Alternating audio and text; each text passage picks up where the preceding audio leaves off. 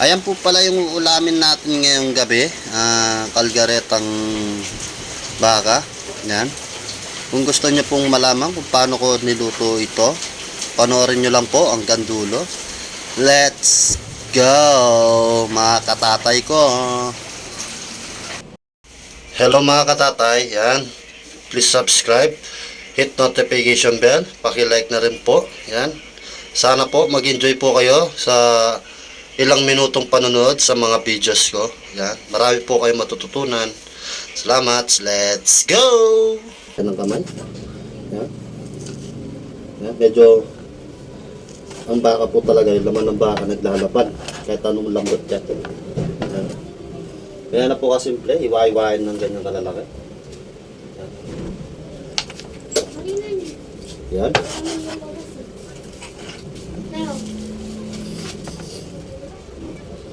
Yan. Nakitang-kita nyo na po, naglalagas ang laman niya. Yan.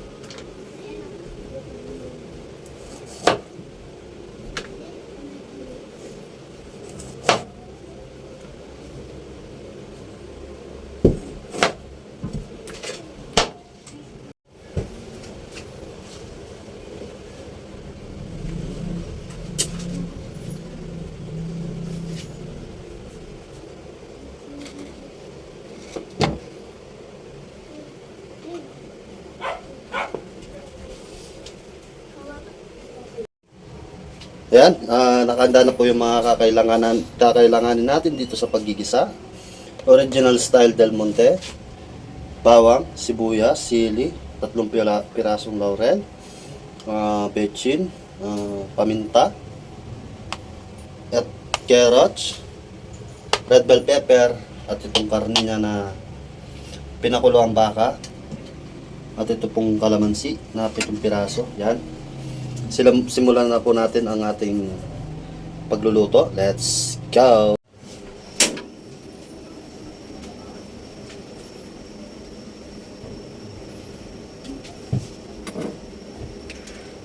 Yan.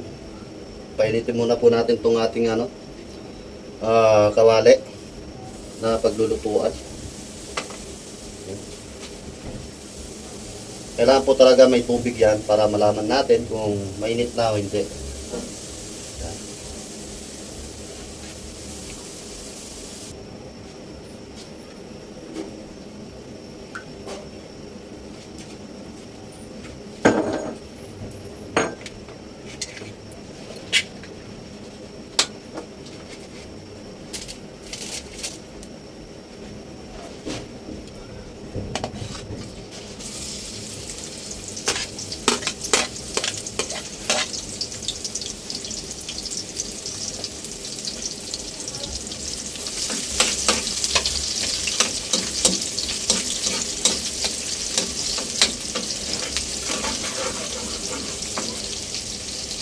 Yan, kailangan na lang po natin gawing kulay brown, golden brown yan.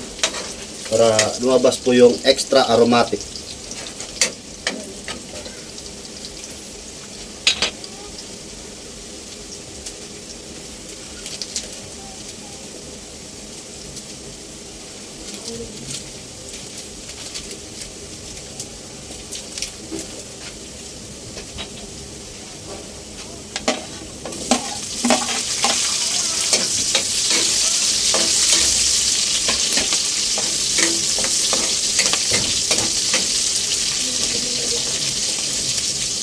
Sunod na po natin itong ating carrots.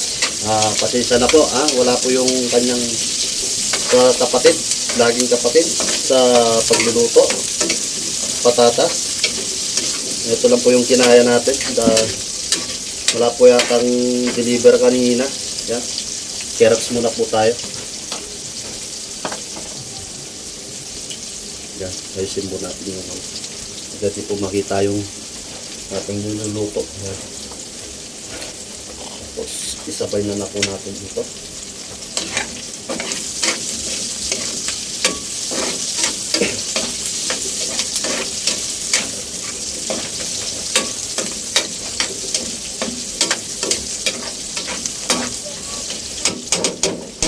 Yun paampas-ampas, yun ang pampasarap dyan.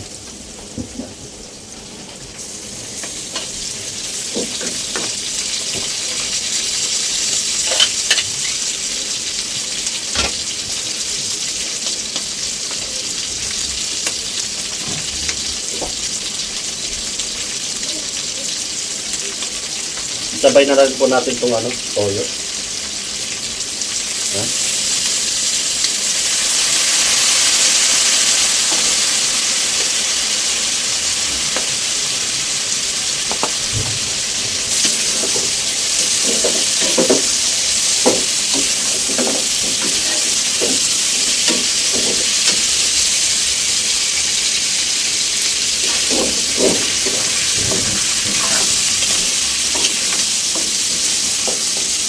Kailangan po talaga kasama yung buto para pag lumabas po yung yung lasa pa.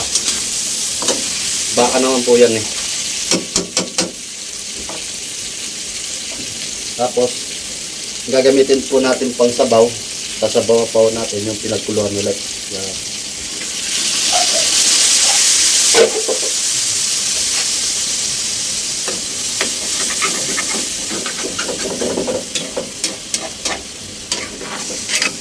Kaya po kami magluto. Pero kung titingnan mo, parang mali. Pero pag sinubukan nyo na po, grabe. Sarap. Sarap. Yun papas-pas Yun ang pampasarap dun mga katatay ko. Tapos isabay na po natin yung kalamansi para pumasok na doon sa laman. Yun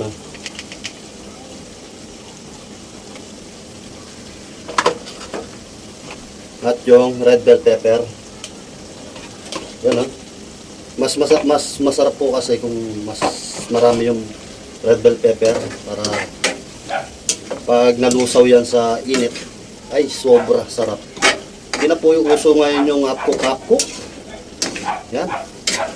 Pag tumira ka ng half cook, sasagit lang yung tiyan mo. Oo, masarap po siyang kainin, pero sasagit lang yung tiyan mo.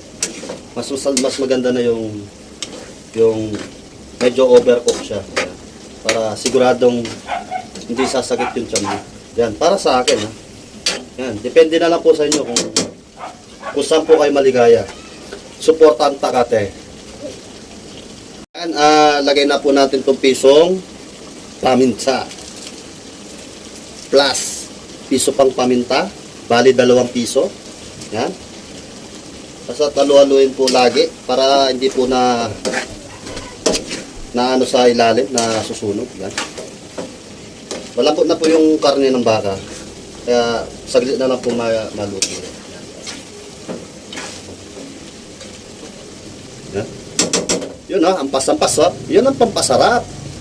Ayan ha, ilagay na po natin tong kanyang magiging sauce. Yan. Yan. Huwag na po kayo mag-alala kung pinakuluan nyo naman po yung karne ng baka nyo. Tapos yung pampalasa. Yan, kalahati lang. Huwag po buo ha. Nakakakalbo. Yan. Medyo halu-haluin po natin. Para magpantay-pantay po yung kanyang tomato sauce. Yan. Yan o. Paampas-ampas o. Yun ang pampasarap.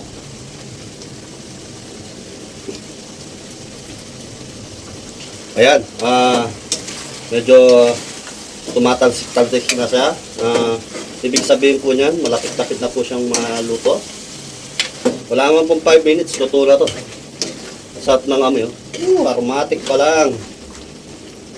Ulam na. Kanin pa nga. Pampas-ampas. Yan ang pampasarap, mga katatay ko. Inaan po natin itong ating kalan. Yan, medium heat lang para hindi po masunog sa ilalog. Ayan, para po hindi siya magiba yung lasa niya. Ngayon po natin ilalagay yung 3 pirasong laurel. Yan. 3 piraso po yan. Yan. Ilulubog po natin para tanggal langsa lang po yan. Yan. Maya-maya po luto na yan. Kung di pa po kayo naka-subscribe sa ating channel, please subscribe. Paki-hit na rin po yung bell. Paki-pindot po yung all. Paki-like kung nagustuhan tong video. Paki-comment na rin po kung may natutunan. Yan. Tatalawin ko pong malaking utang na loob yun. Yan. Kakain na po tayo. Mangan, kain. Let's do this.